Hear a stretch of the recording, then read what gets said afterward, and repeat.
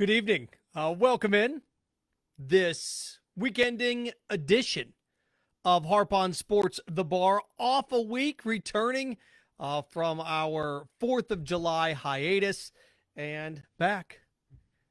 Oh boy, what did we miss? In terms of sports, not a lot.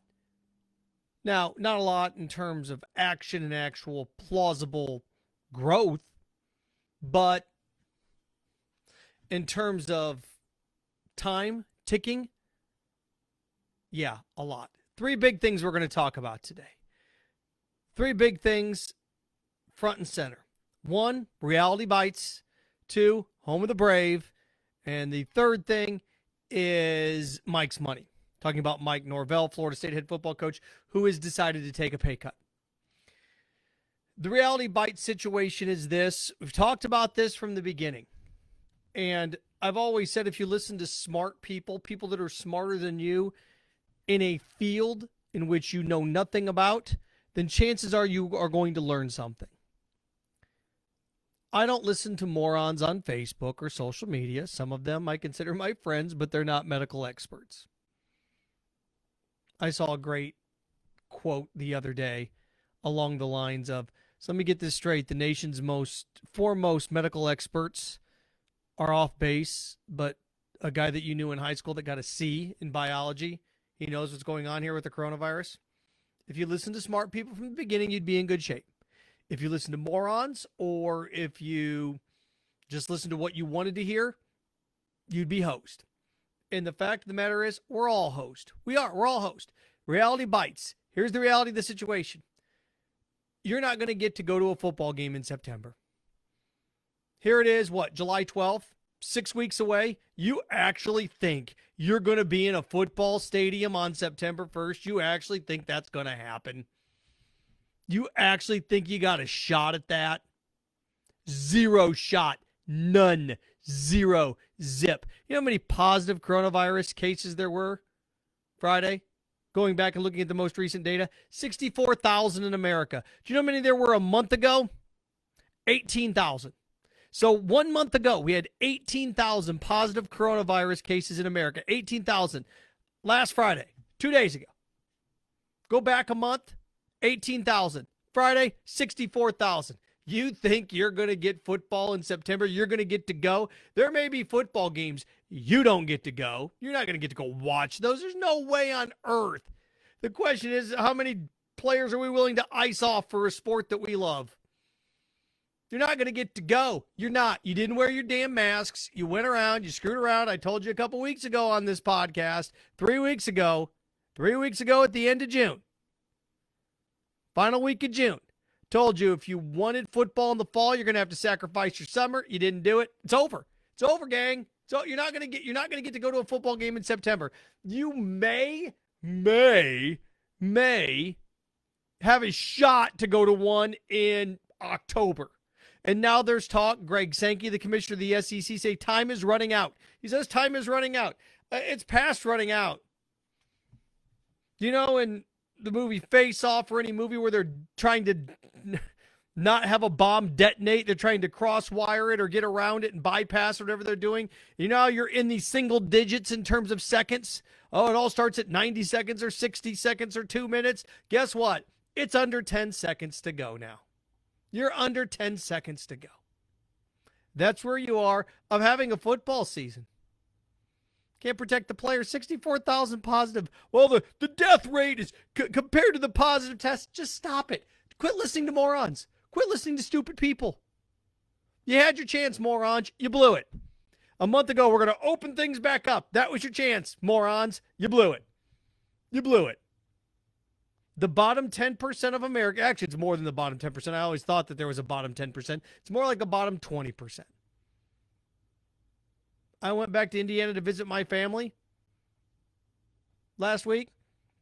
Went to the grocery store. 4 people had masks on. Me, 3 cashiers. Indiana, you're next. Florida right now is on steroids. Florida right now is flexing. Yeah, we got more positive cases than anybody else. Watch what happens in Indiana here in about 3 weeks. Watch. Boom. That's going to be the vice president's baby because he used to be the governor in that state. It's going to be a shot of adrenaline. But look, nobody's affected more by this, really, than, well, the players are affected the most. Front office staff, me, my job. My job's to cover sports. I hope we have football games. I think the NFL is going to play, but you're not going to get to go. You're just not. You wouldn't sacrifice your summer for the fall, so you don't get any football. You don't get to go in person. You don't. Maybe that's fine with you. You're going to watch it on TV. Cool. It's cool, but you blew it. You blew it. Wear your damn mask. Wear it. Don't tell me you're going to get carbon dioxide poisoning. Good God. How? Nobody ever tells you the how. How are you going to get this? Huh? Doctors perform open heart surgery for 8 hours with masks on. They live, but you going into the grocery store for 8 minutes is going to kill you because of your physical nature and just your awesome health. Come on, stop it. Morons getting people killed now. Morons affecting people. You are. It's the truth. Reality bites. It does.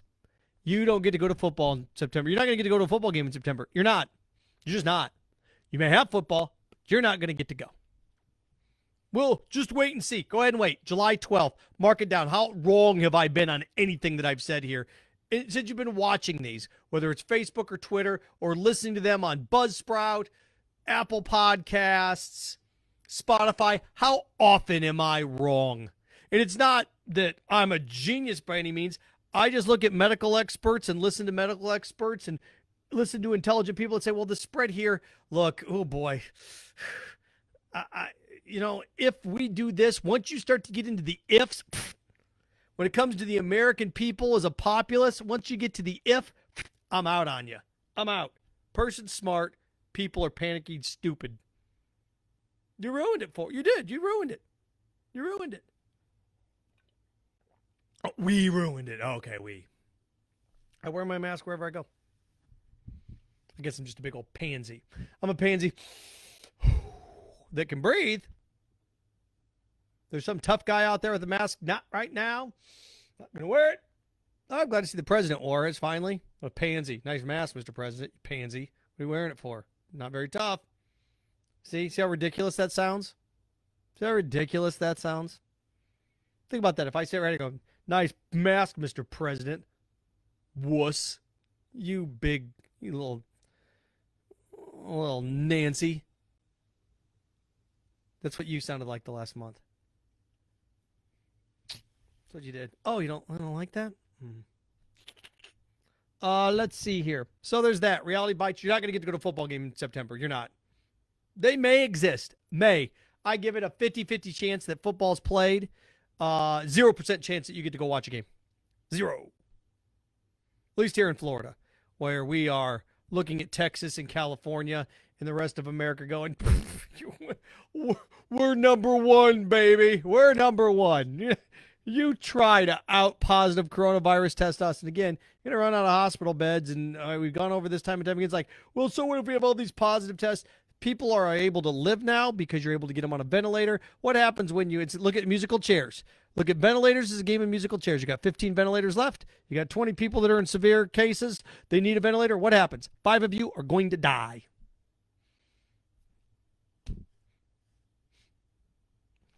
So there you go. Home of the Brave. The Atlanta Braves sending out notes to their season ticket holders saying, we're not changing our name. I'm okay with the Atlanta Braves not changing their name. I am. A brave, a squaw, right? A name to describe a Native American. The Braves, strong warriors. Warriors, same thing. Warriors, Braves. I put Warriors and Braves in the same category. Golden State Warriors, whatever the Warriors may be. Pick any of your Warriors that you want to pick. Warriors. Okay. Warriors I'm good with. Braves I'm good with. So they're not going to change the name. They are exploring getting rid of the Tomahawk chop. Oh, yeah, I should get rid of that thing. First of all, it's ridiculous. You ever see guys behind home plate with their suits and ties doing this? It's ridiculous. It is. Oh. We're going to give them the chop. Now, it'll be interesting to see if Florida State is pushed in that direction to get rid of the chop. Well, we have the Seminole tribes backing. Here's the interesting rub of this. If you're going to say the Atlanta Braves Tomahawk chop is racist, then what, the Florida State Seminoles one's not? Why? Because you do it left-handed as opposed to right-handed? Or you do one about 140 miles away? Actually, it's more than that, right? It's about 190 miles away, isn't it? So let me get this straight. The Tomahawk chop in Atlanta is racist, but the Tomahawk chop in Tallahassee's not? Come on. Come on. Again, I'm okay with the word brave. The Atlanta Braves are fine. Now, the logo with the teeth in the air, yeah, you may want to change the little Indian headdress. Yeah, Native American headdress. You may want to change that up a little bit. And look, a lot of teams like the Cleveland Indians and Atlanta Braves have distanced themselves from the actual Indian logo or the Native American logo that they've been using, at least over the last 20, 30 years here. But I just think it's so interesting that and I like what the Braves did. The Braves said, hey, look, we're not changing the name. We're having no discussion to change the name, but we are going to explore changing the Tomahawk chop. Okay, that's fine. I understand you're going to get rid of that. I just want to know why the Seminole Tomahawk chop in Tallahassee is not racist, but the Tomahawk chop for the Atlanta Braves are. Well, they've got the Seminole Casino backing. That goes with their name, not the action. Not the action. Think about it. I'm not going to do it. I give you the finger. Does it matter where I do it? Still the same thing, right? Here in the United States, it means the same thing, right? So, the name in D.C., the Washington Redskins. Now, the Braves, the Redskins, what's the difference? Oh, come on, you're smarter than that. You know what the difference is. You know what the difference is.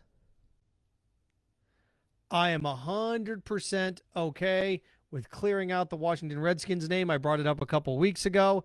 I still think you can leave the logo alone. All you have to do is replace the word Redskins with Americans. They become the Washington Americans. We're good to go. I think it's a smart, well thought out decision. If you use that, now the Warriors, are you really fixing anything? If you're still using an Indian name, a Native American name, just replace the name. Washington Redskins become the Washington Americans. Braves, I'm okay with. Tomahawk chop, we're going to get rid of the chop. Okay. The Chiefs do this. Again, Chief is a type of Indian, type of Native American. Brave, type of Native American. Redskin, a racial slur, a slur to describe a Native American. It's the difference. There is a difference. Well, if we do this, then you're going to have to do this. No, you don't. No, you don't. Well, it's a slippery. If I hear the word slippery slope one more time, I'm going to puke. It's slippery slope. If you limit this, then no, that's a welcome to life. Slippery slope. 65-mile-an-hour speed limit. A mile later, it's 55. You have numbers all over the place. Certain amount of money you make, you're in one tax bracket. And next money, you're in the lower tax bracket. There's slopes all over. There are fine lines everywhere, right? Fine lines everywhere. You ever almost get in a wreck? Oh, fine line. All over the place. Ever get in a wreck? Fine line. They exist everywhere. So there you go on that front. But again, that's just an easy switch, easy fix, and what the plan here is, and Dan Snyder and the Redskins are going to delay this as long as possible. They've waited it out in the past. They have. The Redskins and Dan Snyder, they have waited this thing out in the past. Don't think for 1 second they're not going to try to wait it out again. They're really, really good at this. They're really good at waiting it out. Lastly, Mike Norvell, speaking of Florida State, what do you know? Mike Norvell, head football coach at Florida State, decided to take a 25% pay cut. You know, coaches were doing this initially when the coronavirus hit. And it's one of these situations where certain programs are flush with money. Florida State lost $100 million last year. Remember, buy Willie Taggart out. Remember when Florida State was going to pay Urban Meyer $100 million? Or who else were they going to hire? Brian Kelly were going to pay him $100 million. Told you Florida State you didn't have the money for it. I was right, you didn't have the money for it. And now your head football coach that you just hired has to take a pay cut. Why? Because you don't have any money. You have no money. So